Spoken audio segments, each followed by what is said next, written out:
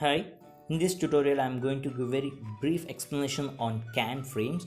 Actually, this content was created by Shreya Gupta that she has shared a mail saying that broadcast the content to others, that it will be really helpful for who are learning CAN from the scratch, or who are thinking to learn CAN but they don't find proper direction to learn.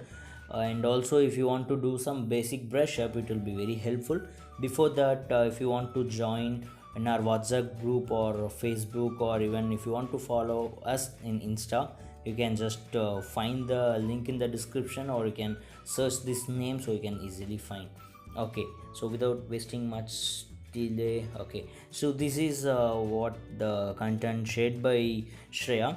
Okay, so here what she suggested is only these two pick can satisfy you, like how to go through CAN, how to start to learn CAN, and you can really get more clarity on CAN. Okay, we'll start from this. See, in CAN we have 4 frames. Actually, fifth frame is also there, but it is an optional frame. So we have only 4 frames, so you can stick with this. We have only 4 frames, that is data frame, remote frame, error frame, and overload frame. Another one is, it's a interframe spacing, that is nowadays this one is not considerable, because this inter frame spacing is the combination of third and fourth. Hence we have they have splitted the ISO, the standard have splitted only the 4 frames. Okay, so you don't want to confuse more: data frame, remote frame, error frame, and overload frame. So if you look on data frame, see here, it carries data from TX to RX. Okay, so it's very brief that she gave. It's really worth. It consists of 7 different bit fields. So in data frame we have 7 bit fields. Number 1, SOF, that is start of frame. Number 2, arbitration field. Again, in arbitration field you have identifier and RTR bit. Then control field, in control field you have again DLC, that is data length code. Then 2 bits for the future expansion. Then data field, that is data field consists of data frames. Then CRC, in CRC field you have CRC sequence and CRC delimiter. Then acknowledgement field, that is in acknowledgement field you have acknowledgement slot as well as acknowledgement delimiter. Then finally EOF, that is end of frame.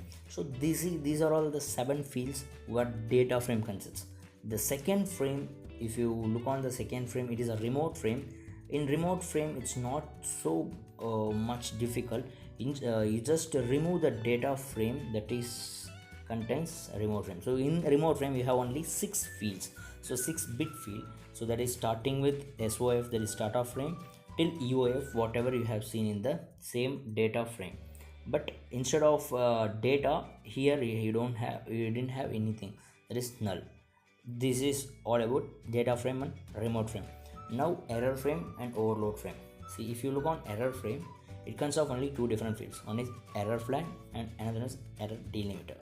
Then overload frame, instead of error flag you have overload flag, and instead of error delimiter you have overload delimiter.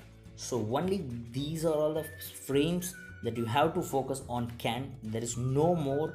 You don't want to elaborate, or you don't want to confuse more. This is the proper structure. So if you want to prepare for the for your technical stuff, you can just go through in this same perspective and the flow. Like take a data frame and you can read everything what are inside the starter frame, how how the heart synchronization occurs, everything. So in this way, if you go, you can really helpful.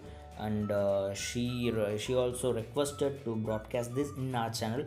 Thanks for her interest. If any of you are ready to share your technical stuff by written format or whatever means, you can send a mail to our official mail id can.academ@gmail.com. so we will try to broadcast it as soon as possible. Thank you for your time. If you like, hit a like. Not, you can give thumbs down. Then if you have any comments, yes, you can leave a comment. Catch you in next tutorial. Bye bye.